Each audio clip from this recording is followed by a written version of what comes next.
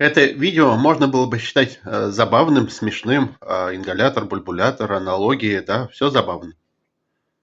Благодаря этой баклажке мои дети забыли, как выглядит врач. Проделываем в баклажке вот такое небольшое отверстие, круглое. Вставляем туда вот такую трубочку, и чтоб наискось на дно, самое дно.